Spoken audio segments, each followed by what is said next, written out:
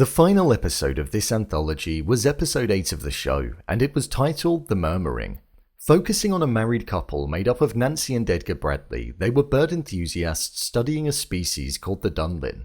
As they went to an island to research and capture the bird, Nancy witnessed some strange occurrences that mirrored her own life and the grief that she'd experienced but not fully gone through.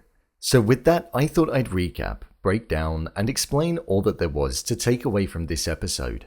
So let's get into it. Here is Cabinet of Curiosities episode 8, The Murmuring, ending explained. Just to let you know, this video will contain spoilers.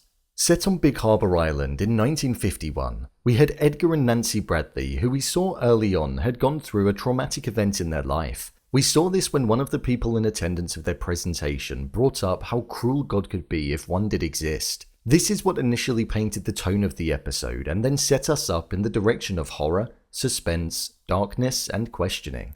The use of birds was an interesting take in this episode. We heard Nancy herself quote why she would like to be a bird and the reasoning behind her keen interest. This was due to wanting to be able to lift up and fly away from the world sometimes, showing the connection to the trauma that she'd been through and her not wanting to face it head on, which is what we saw was a common theme for the character and something she'd been doing for some time. Once they arrived on Big Harbor Island and they were carrying out their work of filming the birds and recording the sounds that they produced, we saw that Nancy was then starting to see the events of the past in the house being told to her. It was an old house that hadn't been inhabited for 30 years, which would have meant that it was empty since the 1920s. She was hearing voices of a young boy saying, "I'm so cold," and "Mummy's mad at me," whilst also referencing how it was so dark. Nancy was the only person that was seeing and hearing what was unfolding.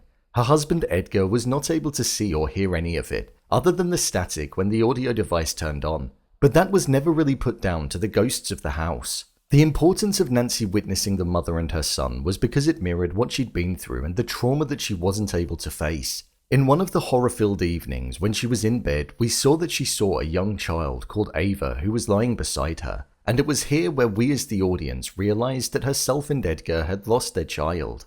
Whilst we were led to believe that the ghost mother killed her son and then took herself, it was never confirmed if Nancy was responsible for the death of Ava, and that was the reason why she couldn't address it. However, it may have been something that she felt, even though that may not have been the case, and why this story was being told to her and the keen interest that she had, because she saw a resemblance. The death of Ava was something that played on her mind every day, and you could see that it had two different effects on both Edgar and Nancy. Edgar had tackled the grief by himself and was now in a position where he felt alone and wasn't able to communicate or move on with Nancy. This was due to Nancy not even shedding a tear over the death of her daughter and avoiding talking about it. The story of the house was something that Nancy resonated with and she got obsessed with as time went on. She questioned why this woman and child were left abandoned on the island as it was so remote. It turned out that a soldier had an affair with her whilst he had a wife back home, but he got her pregnant, which was the young boy that we were seeing. He promised to go to her when he returned, but he never did. He ended up going back to his wife. This is what likely spiraled the mother out of control, and in turn she ended up killing her son and then taking herself due to the situation that she was in, and the abandonment that was left on her shoulders.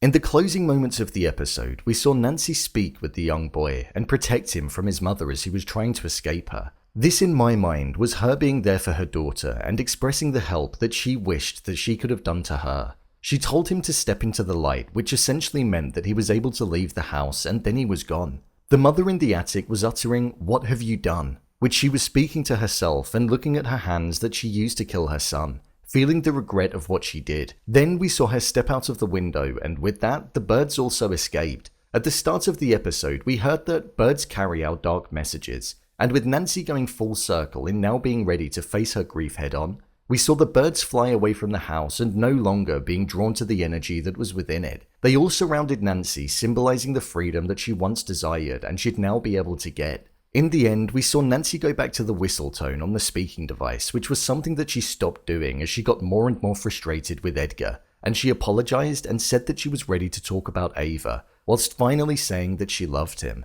something that she'd avoided speaking for the entirety of the episode, showing that the experience that she'd gone through inside of the house was what she needed in order to be ready to address her heartbreaking past, and finally be able to build a better future with her husband who did care about her. Nancy mirrored the ghost woman whilst she was in the house, and I believe she was seeing all of this because she felt the pain internally when learning about their story, even down to the way that Edgar would call her sweetheart. It was the same word that the soldier would call the woman who previously lived in the house, so there were extreme similarities. I thought this episode was a good one to watch. It was gorgeously shot, most probably the glossiest and nicest on the eye. It was sharp, vibrant with natural earthy colours, and the grade really suited the tone of the episode. At first, I thought this was going to be a Conjuring-esque style episode where we were going to have ghosts haunting the house and there wasn't going to be much substance or meaning behind what we were watching. But instead, it did the opposite. We saw a mother who was feeling the loss of her daughter but wasn't prepared to talk about it as it had deeply traumatized her, and she felt some responsibility for what happened. Hence why we saw her connect so heavily to the ghosts that still remained inside of the house. The score and sound in the episode was perfectly chosen and done. The use of birds chirping provided a beautiful sound when witnessing, but when just audible and paired in the right scene, it provided a haunting, tense moment that sent shivers down your spine. It was very well executed. This episode contained a very small cast that carried the episode, but I thought they did a great job. There were lots of close-ups on the character Nancy, which meant that the emotion on her face had to feel pure and genuine, and it definitely did feel like that. You could feel the distance between the couple, but the pure functioning state that it was in.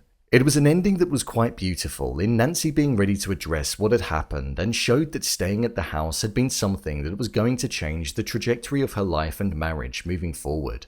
I'd say this one contained horror aspects for sure in terms of the jump scares, low lighting, and tense moments. But it had depth, a level of emotion, and a payoff at the end that tied two stories together. I'd recommend giving this one a watch. I'd say this one is towards the top half of my list in terms of ranking, but I'll be releasing my ranking video following this one. Go and give this one a watch and see what you think. It's a shame that the show is now finished, as it's been refreshing to have a new anthology to watch. I just hope we get another season next year over the Halloween period. I've been covering the entirety of the anthology over on my channel, so if you head over there you'll find a playlist containing all of my videos on the Cabinet of Curiosities. So, there you have it. Cabinet of Curiosities Episode 8 The Murmuring, Ending Explained. If you want to see more videos such as Endings Explained, Theories and Predictions, and Character Breakdowns, then click on the I button.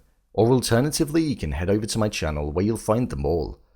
If you'd like to give me a show or movie that you'd like me to review, then head over to my Twitter, @BrainPilot_, and tweet me what show or movie you'd like me to review next. And finally, if you'd like to see what I rate the latest movies that don't quite make the cut to getting a dedicated video, then head over to my Letterboxd profile. It's where I rate the latest releases in real time.